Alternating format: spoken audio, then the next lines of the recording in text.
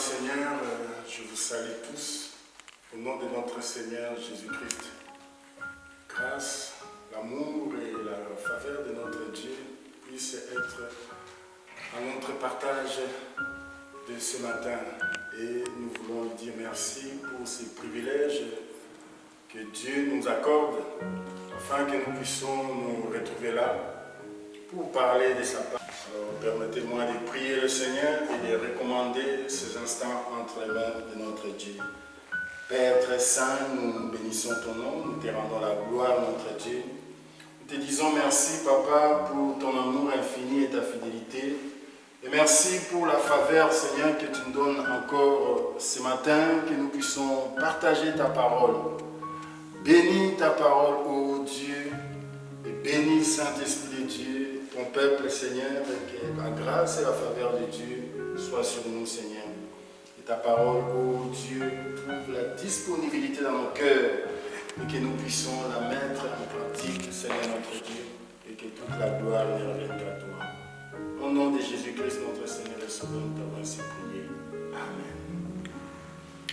Alors, nous voulons prier, recommander, partager la parole de Dieu dans le livre L'Évangile selon Matthieu. L'Évangile selon Matthieu, le chapitre 24.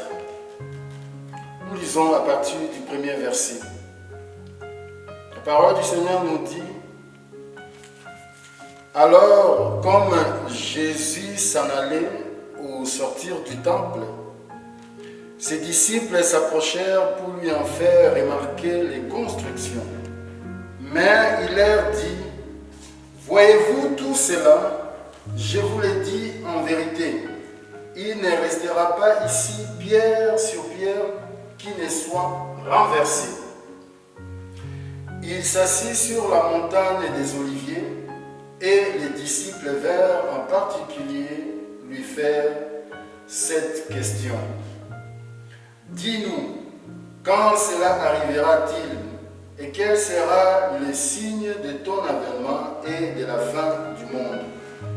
Jésus leur répondit: prenez garde que personne ne vous séduise, car plusieurs viendront sous mon nom, disant: moi qui suis le Christ, et ils séduiront beaucoup de gens. Amen. Amen. Que Dieu soit loué, que la parole de Dieu soit glorifiée. Bien-aimés, nous voulons écouter et partager ces temps dans la présence de notre Dieu. Alors, si je peux donner un thème à notre partage de ce matin, je dirais comprendre les signes des temps. Comprendre les signes des temps, autrement dit, discerner le signe des temps. Discerner les signes des temps, bien-aimés dans le Seigneur, parce que à ce moment, nous sommes en train de traverser des moments compliqués. Nous sommes en train de traverser des moments difficiles. Mais dans ces moments, nous voulons tout simplement comprendre qu'est-ce que cela nous arrive. Alors, Dieu puisse nous aider pour que nous puissions saisir sa parole et que sa parole puisse nous aider à comprendre. Voilà, on dit que comme Jésus s'en allait au sortir du temple, il était dans le temple, il sortait du temple et il s'en allait. Et la parole de Dieu nous dit que ses disciples le suivirent. Alors, permettez-moi d'ouvrir une parenthèse pour dire, dans le temple où Jésus sortait, ce temple a été construit par un roi païen, Hérode le Grand. Ce roi, rappelez-vous que ce roi nous dit la parole de Dieu dans Matthieu chapitre 2, c'est le roi qui avait fait tuer tous les enfants, les nouveau-nés, les tout petits de moins de 2 ans. Rappelez-vous, c'est lui qui a ordonné afin qu'on puisse tuer les petits enfants. Mais pourquoi? Parce qu'il était jaloux de notre Seigneur Jésus-Christ.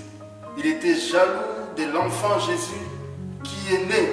Parce que les mages, le roi mage, quand ils sont partis pour visiter, il a voulu prendre des renseignements. Le roi Hérode a demandé des renseignements. Allez et cherchez. Dès que vous aurez trouvé l'endroit, venez nous dire afin que nous aussi, nous puissions aller l'adorer. Mais en fait, c'était faux. Voilà, tout simplement parce qu'il était jaloux.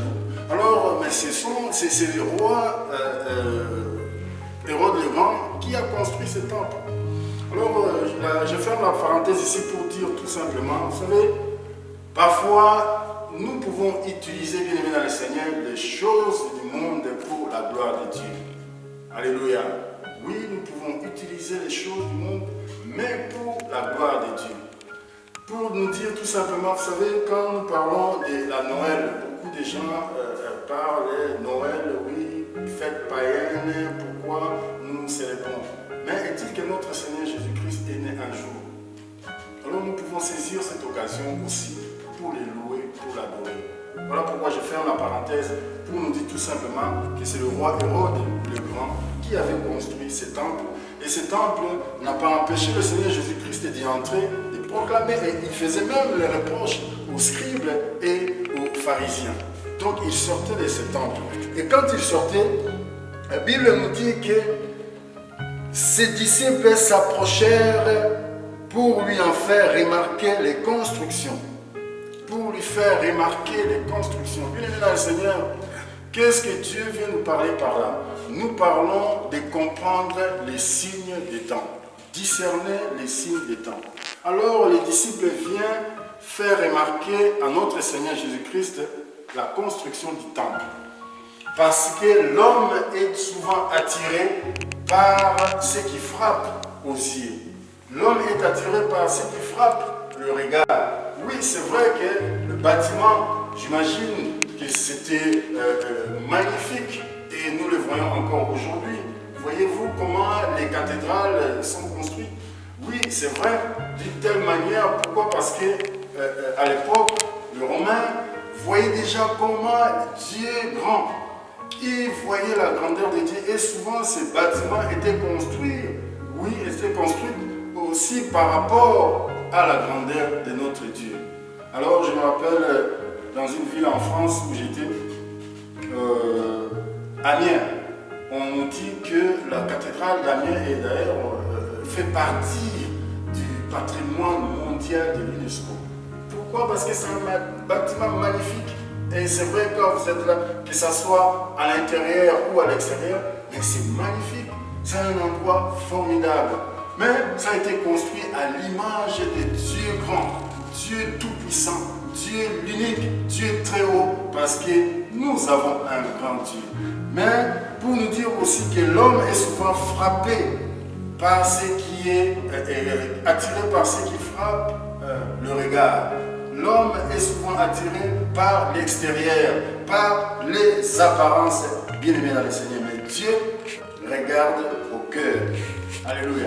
Dieu regarde à ce qui est dans le cœur. Voilà pourquoi il dit que, voyez-vous, mais il leur répondit, voyez-vous tout cela, je vous le dis en vérité, il ne restera pas ici pierre sur pierre qui ne soit renversée. Qu'est-ce que le Seigneur nous apprend par là, bien-aimés dans le Seigneur? Dieu regarde au cœur ce qui est dedans, bien-aimés dans le Seigneur. Le contenu. Le contenu, c'est ce que notre Seigneur regarde. L'homme, souvent, c'est l'extérieur. Oui, cela représente aussi notre corps. La parole de Dieu nous le dit que notre corps, ne savez-vous pas que votre corps est le temple du Saint-Esprit? Oui, notre corps est le temple du Saint-Esprit. Mais ce corps sera détruit aussi. Un jour ou l'autre, ce corps sera détruit. Qu'est-ce que je veux dire par là? Tout simplement qu'il arrivera à un certain moment donné de notre vie, bien-aimée, nous allons cesser de vivre ici-bas sur terre pour vivre dans le royaume de Dieu, pour vivre dans la félicité de Dieu, pour vivre éternellement avec Dieu. Alléluia. Oui, le royaume de Dieu, nous sommes en train de le préparer, nous sommes en train de le vivre maintenant. Oui, parce que c'est la crainte de Dieu dans notre cœur. Et c'est là le royaume de Dieu. Mais nous sommes en train de nous préparer pour vivre aussi dans la présence de Dieu éternellement dans les lieux très hauts. Voilà pourquoi Alors, le Seigneur fait remarquer aussi aux disciples, voyez-vous, ce temple, il ne restera pas pierre sur pierre, que tout sera détruit. Alors, les disciples étaient choqués d'entendre cela. Mais pourquoi? Regardez ce que le Seigneur nous dit dans Amos. Amos chapitre 5, verset 4, pardon. Car ainsi parle l'Éternel à la maison d'Israël. Cherchez-moi et vous vivrez. Verset 5 qui dit, ne cherchez pas Bethel, n'allez pas à Gilgal, ne passez pas à Beersheba, car Gilgal sera captif et Bethel anéanti. Mais pourquoi le Seigneur nous dit? Le Seigneur nous dit, cherchez-moi et vous vivrez. Donc de chercher d'abord Dieu, de chercher d'abord l'Éternel. Cherchez premièrement le royaume et la justice de Dieu. Et pourtant, Bethel, ça veut dire la maison de Dieu, la maison de l'Éternel. Mais qu'est-ce que le Seigneur veut nous apprendre? Que nous puissions d'abord chercher lui. Oui, sa maison sera appelée la maison de prière. Nous nous retrouvons dans la maison de Dieu pour prier Dieu, pour invoquer Dieu. Mais cela nous arrive aussi de faire attention plus aux bâtiments, plus à ceux qui frappent de l'extérieur. Oui, voyez-vous comment le bâtiment est construit? Voyez-vous comment la cathédrale est construite? Nous voyons comment ces bâtiments sont construits. Mais Dieu demande à ce que nous puissions chercher lui d'abord, parce que c'est lui qui est notre Seigneur. C'est lui que nous devons chercher premièrement. La présence de Dieu dans notre vie. C'est très bien. Et le Seigneur nous apprend aussi que nous prenons souvent soin de notre corps. Ce n'est pas mauvais, parce que le bâtiment, nous prenons le bâtiment à la maison de Dieu, nous en prenons soin aussi. Nous avons des femmes avec les mains d'or à l'église qui prennent soin du bâtiment, qui nettoient et tout.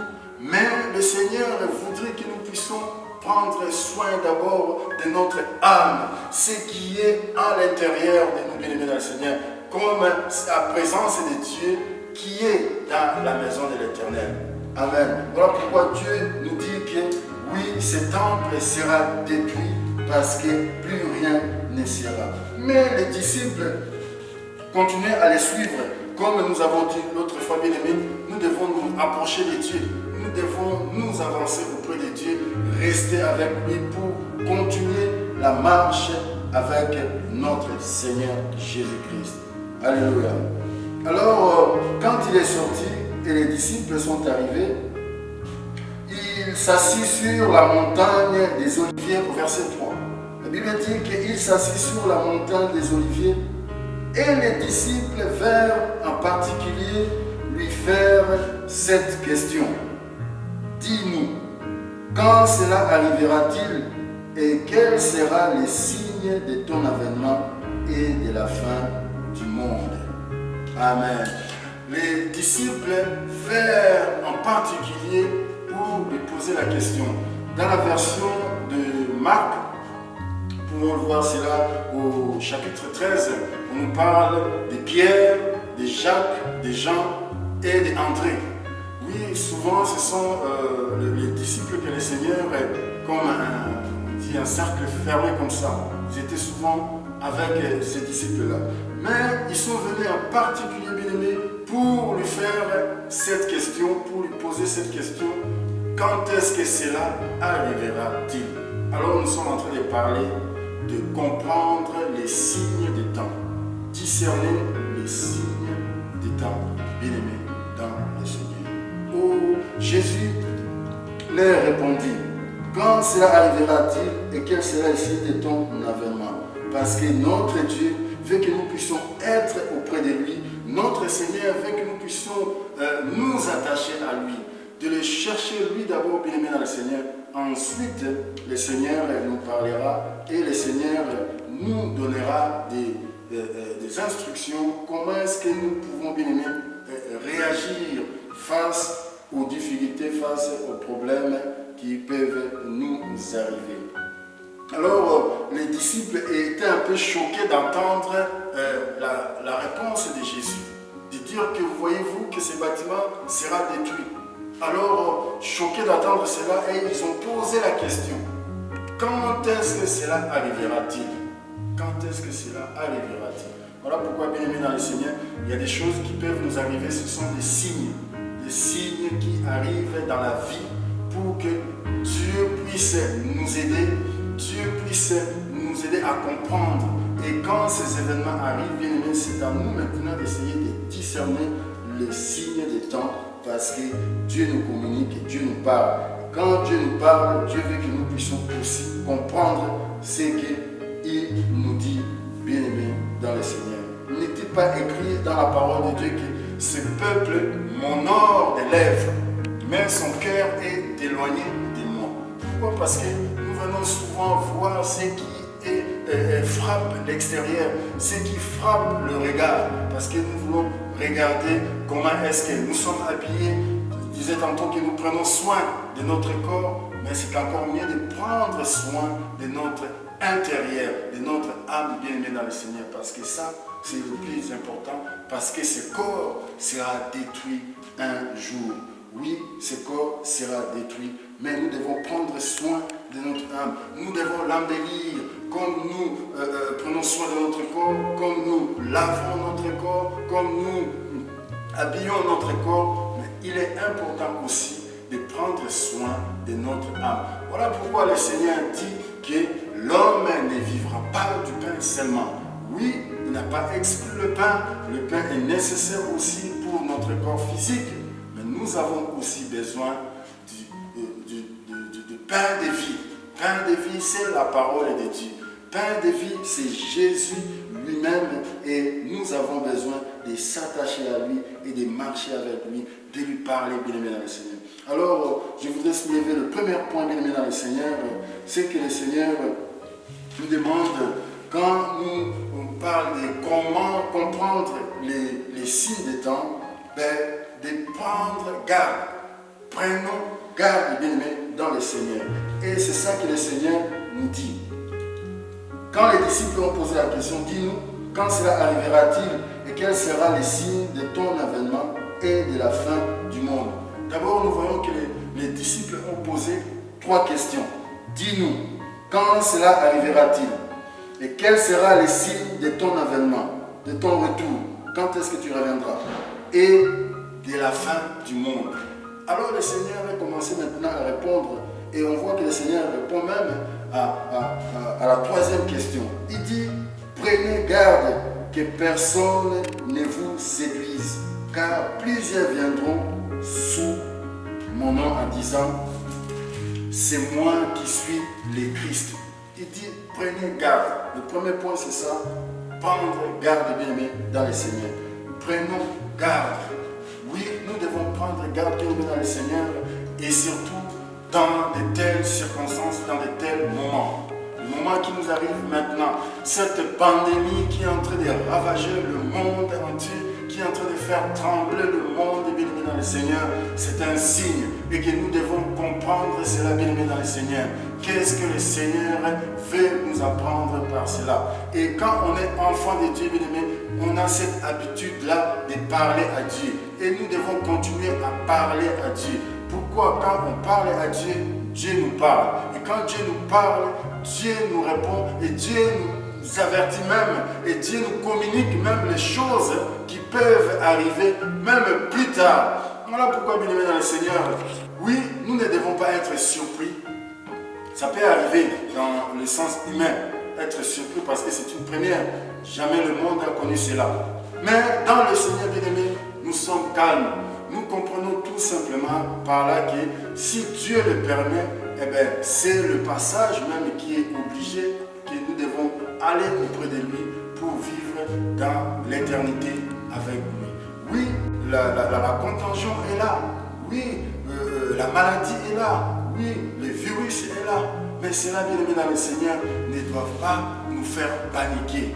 Parce que nous avons un Dieu grand. Puisque Dieu nous parle et Dieu nous communique. Et quand les événements arrivent, nous devons discerner. N'est-il pas écrit dans les livres saints que ne vous conformez pas au siècle présent, mais soyez transformés par le renouvellement de l'intelligence pour discerner quelle est la volonté de Dieu. Quelle est la volonté, bien aimé dans le Seigneur?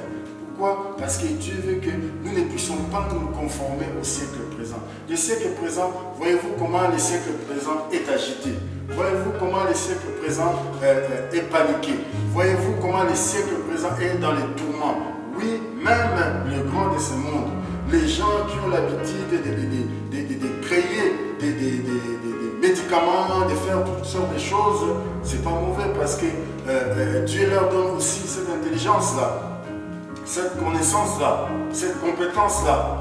Mais ces gens-là sont vraiment en débandade. Ils ne savent pas où aller et comment faire.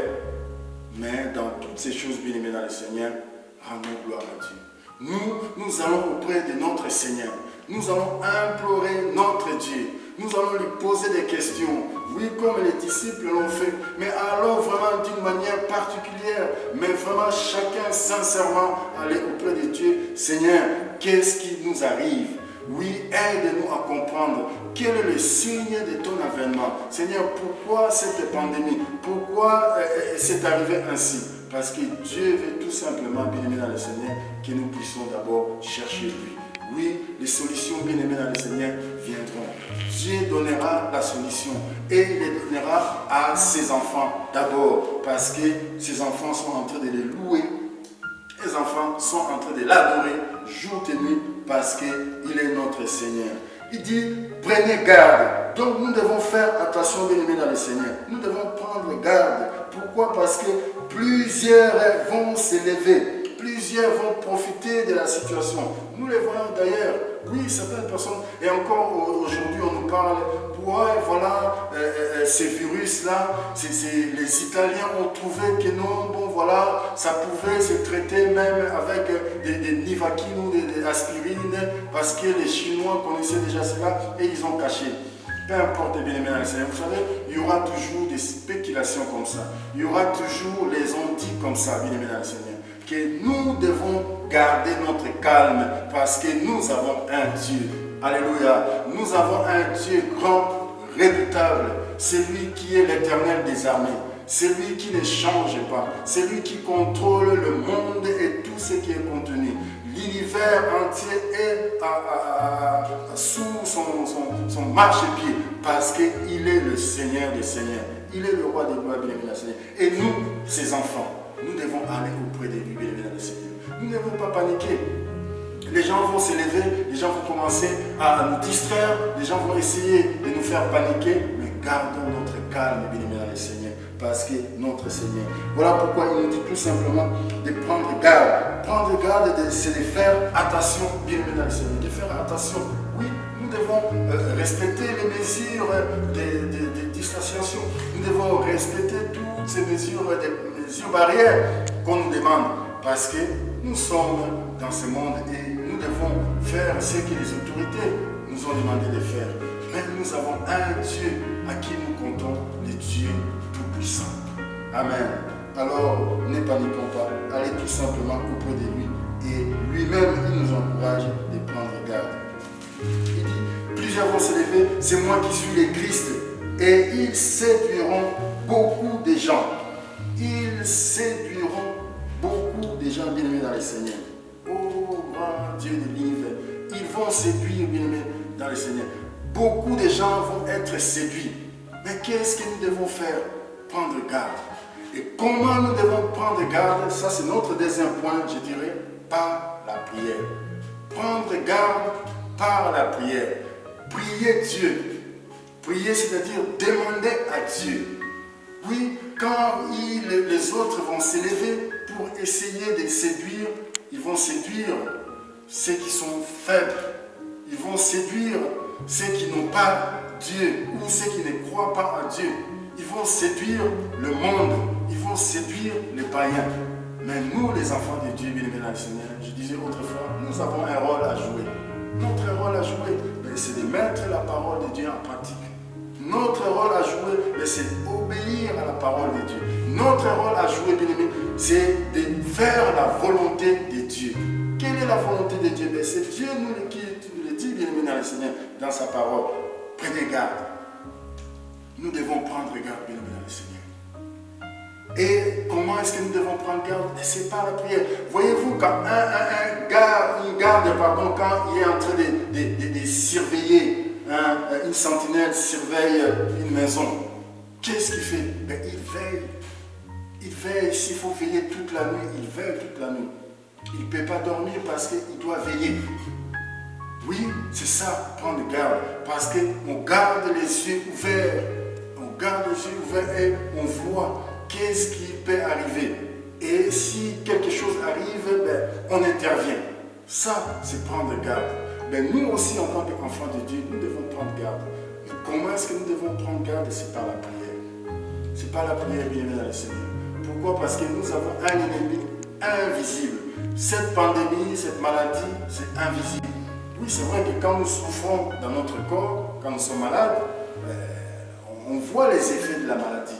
On voit la personne qui est en train de souffrir. On voit la personne en train de maigrir. On voit peut-être la peau de la personne en train de changer. Oui, on voit la personne en train de prendre des médicaments. Mais on ne voit pas comment est-ce que la personne est en train de vivre intérieurement. Sauf nous-mêmes, quand nous sommes malades, nous comprenons certaines choses. Pourquoi? Parce que c'est un ennemi invisible. La maladie, c'est un ennemi invisible. Les complications qui peuvent nous arriver dans le monde, c'est un ennemi invisible. Oui, parfois les problèmes des chômages ou les problèmes des célibats, c'est un ennemi invisible. Les problèmes peut-être du travail ou le problème dans la famille, des problèmes, ce sont des ennemis invisibles, bien aimés dans le Seigneur. Et qu'est-ce que nous devons faire? La Bible nous dit que nous n'avons pas à lutter contre la chair et le sang. Parce que le combat n'est pas un combat physique. Le combat, c'est un combat spirituel. Voilà pourquoi nous devons nous lever, mais dans la prière. Alléluia. Nous devons nous lever dans la prière. C'est ça, bien aimé dans le Seigneur, prendre garde. C'est-à-dire, nous gardons les yeux ouverts. La parole de Dieu nous dit, ouvrez les yeux de mon cœur, afin que je puisse contempler les merveilles de ta loi. Oui, la loi de Dieu, c'est sa parole. Oui, quand nous prenons sa parole, et sa parole nous les réclame, et sa parole nous dit de prendre garde et de prier, bien-aimé dans le Seigneur. Nous devons prier le Seigneur notre Dieu. Parce que, est-ce que le Seigneur nous demande? Voilà, Dieu, bien-aimé dans le Seigneur, nous donne sa parole pour que sa parole, nous puissions l'accomplir, que sa parole, nous puissions la mettre en pratique. Sa parole, bien-aimé, parce que Dieu nous a aimés comme on n'a jamais aimé, nous dit la parole de Dieu. Parce que Dieu est notre réconfort, Dieu est notre secours, Dieu est notre maître, Dieu est notre appui, Dieu est notre délivrance, bien-aimé dans le Seigneur. Dieu est notre secours, il est notre Dieu. Oui, parce qu'il est notre Dieu. Voilà pourquoi, bien-aimé dans le Seigneur, nous devons tout simplement aller auprès de lui. Si le Seigneur décide, si le Seigneur permet que cela puisse nous atteindre, qu'il plaise à Dieu, bien-aimé dans le Seigneur. D'après tout, c'est sa volonté. Comme le pasteur disait autrefois, si le Seigneur permet de prendre notre vie, nous pouvons attraper cette maladie. Et si Dieu décide de nous guérir de cette maladie, Dieu va le faire. Il n'y a rien qui va lui empêcher. Dieu va le faire. Et si Dieu permet que nous puissions partir avec cette maladie, nous allons partir pour le retrouver dans le lieu céleste. Oui, parce que nous sommes les enfants de Dieu, parce que nous avons donné notre vie à Christ. Oui, bien-aimé, dans le Seigneur, voilà les défis qui nous est lancé encore aujourd'hui, bien-aimé, dans le Seigneur. Si tu n'as pas encore eu l'occasion de donner ta vie à Jésus, l'occasion de te donner ce matin en écoutant cette parole, tu vas écouter la parole de Dieu, mais c'est Dieu qui te parle. Alors tu peux dire tout simplement, Jésus-Christ, je t'accepte comme Seigneur et Sauveur de ma vie. Et tu donnes ta vie à Dieu. Tu donnes ta vie à Dieu sincèrement. Et tu crois en lui. Et tu marches avec lui tous les jours de ta vie. Le Seigneur Jésus-Christ, la Bible dit que si quelqu'un entend ma voix, voici je me tiens devant la porte et je frappe. Si quelqu'un entend ma voix, j'entrerai et je mangerai avec lui. Bien-aimé dans le Seigneur, n'endurcissez pas notre cœur. Quand nous écoutons la parole de Dieu, elle nous est donnée. C'est pour nous. Oui, c'est pour nous. C'est pour moi qui vous parle. Quand je parle ici, je suis concerné moi-même et d'ailleurs d'abord moi-même. Oui, cela me concerne particulièrement, bien-aimé dans le Seigneur.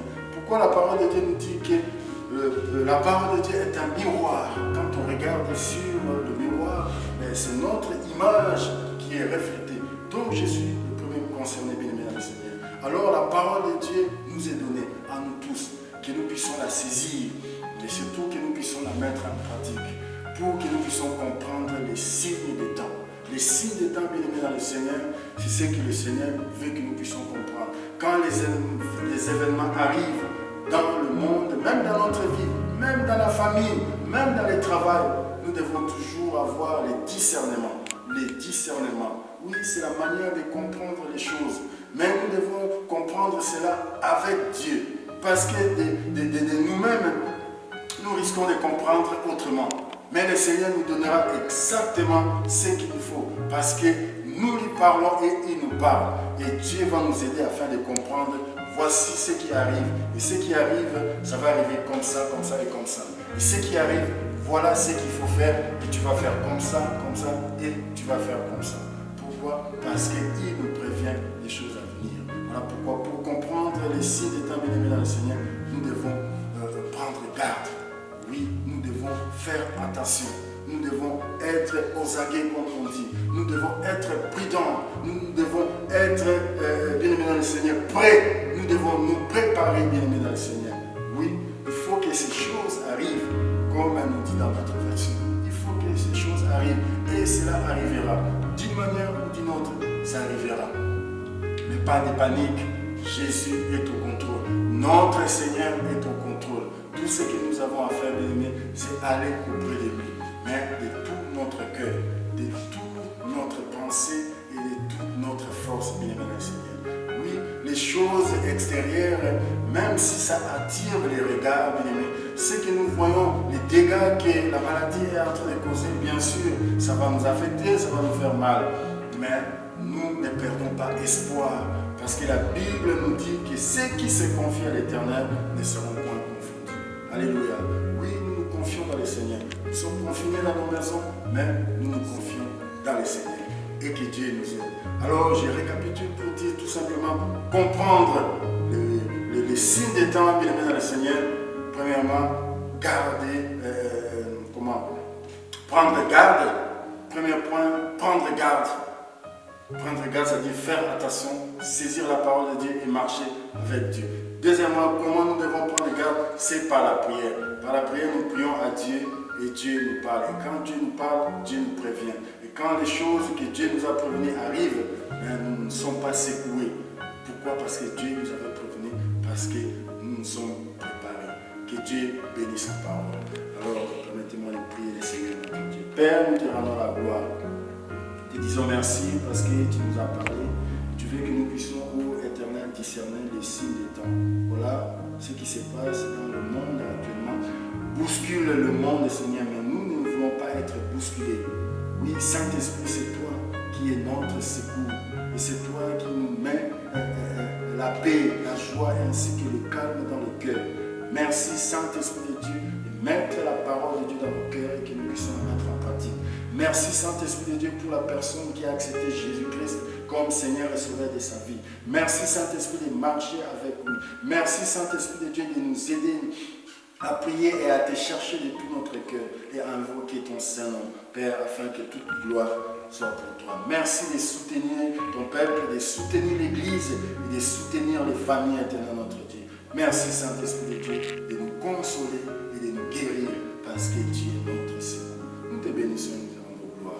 Au nom de Jésus-Christ, notre Seigneur et Sauveur, nous t'avons ainsi prié. Amen.